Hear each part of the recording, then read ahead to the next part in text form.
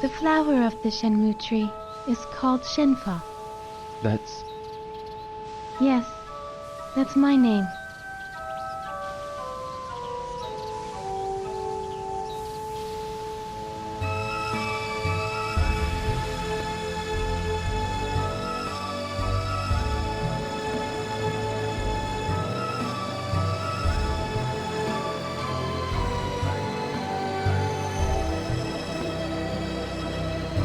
There was a tree at home that bloomed during the springtime. At your house? They were called cherry blossoms. Their petals were pale pink. Cherry blossoms. Does that tree hold a special meaning for you too? Yes. So I recently picked up Shenmue III for Christmas, but before I can play that, I have to beat Shenmue II. Not on the Xbox though, we're going to play it on the PlayStation 4. Shenmue II was released in 2001 for the Sega Dreamcast in Japan and in Europe, and wasn't released to North America until 2002 on Microsoft's Xbox. The end of Part 1 saw Ryo Hazuki leave Japan for Hong Kong, and this takes place directly after that.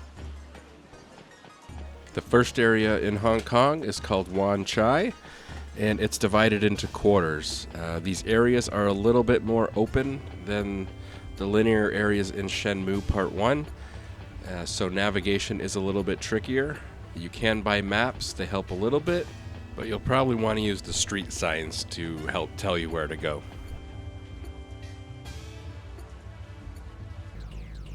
Just like in the first game, there are some arcades scattered around, and in these arcades you can play actual emulated versions of some of Sega's arcade hits like Outrun, Space Harrier, and Afterburner.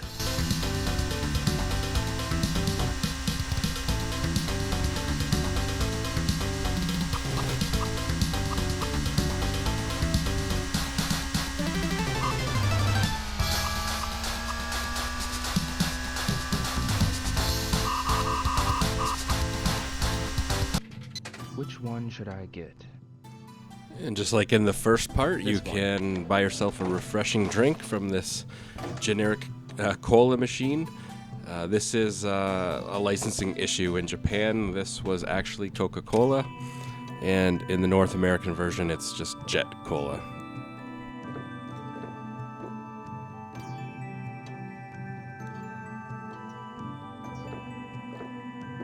Whew.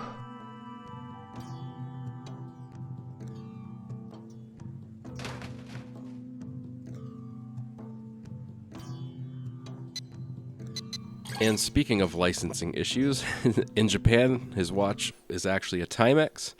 Here it just says Sega. You can actually buy the watch that this is based off of, although Timex doesn't make it anymore, so it's going to be pretty hard to find. They do still make some ones that look similar, though. Make sure you don't drop them. Be careful. All right. Gotta start. Just like in the first game, you have to do a lot of repetitive tasks to make money, basically as a job, or to pay the rent in this case. Most of these are QuickTime event based. Here you gotta press the direction buttons fast That's enough. the way to go. If you don't, you drop the books, and that wastes time. Hey, you! What do you want? Where did Ren go? What? I'm asking you where Ren is. You think I'd tell you? And here's a typical fight in the game when you get basically just jumped by a bunch of random bad guys.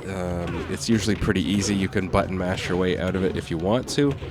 The more difficult fights are usually one-on-one, and there you've got to use your dodge and your grab attacks. In case you didn't know, the developer of this game is Yu Suzuki, and he's the same guy that made Virtua Fighter. So that's really the whole way this game started out, was he wanted to make like a Virtua Fighter RPG, and it actually works really well when you think about it. And about halfway through the game, Ryo will leave Wan Chai and head to Kowloon. Kowloon is a walled city in Hong Kong, and in this area we have a lot of tall buildings that we have to try and enter. Ultimately, we're trying to get into a heavily guarded building, and in order to do so, we are going to need a lot of money. Gonna get this money from fighting, so you're gonna spend a lot of time here getting in one-on-one fights with different style fighters.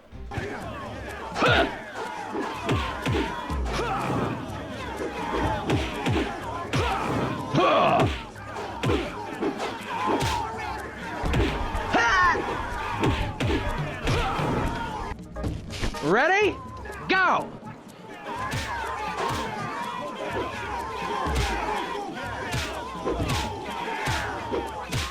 I caught you. Damn! We got a winner! There's no other way. I'm going. I should mention at this point we Is it have okay? help from friends. So we've met friends in Well, Wan it's Chai, there. and they've Will be a come out surprise. here to help us. That's not funny. Once we get into this heavily guarded building, the game takes a little inspiration from Metal Gear Solid. We're trying to get up to the top floor, and on every floor there's guards, and sometimes you've got a quick time event.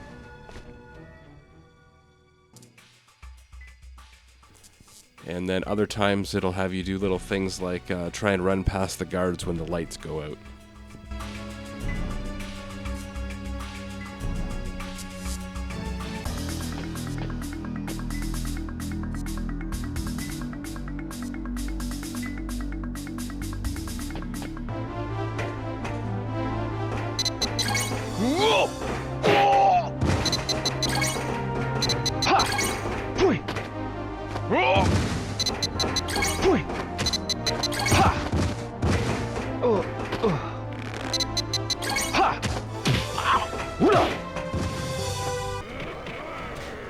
Once you get up to the top of the building, you will have a pretty nice boss fight. By now, you will have mastered dodging.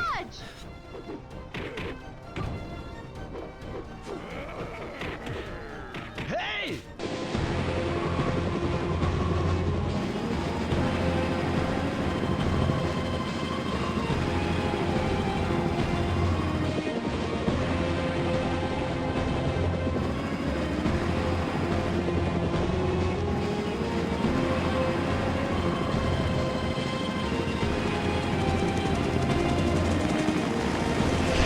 Damn.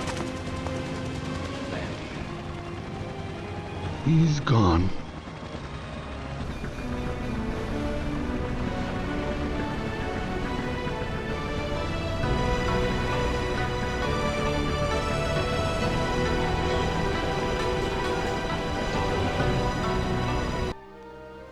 In the very last part of the game, Ryu heads to Guilin. This is the last part of the game. Here Ryu meets Shenmue, who you'll play the last part of the game with.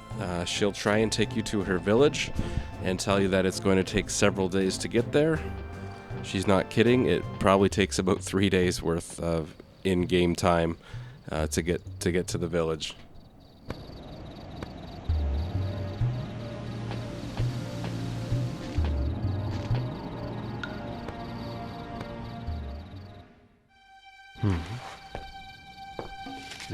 This is...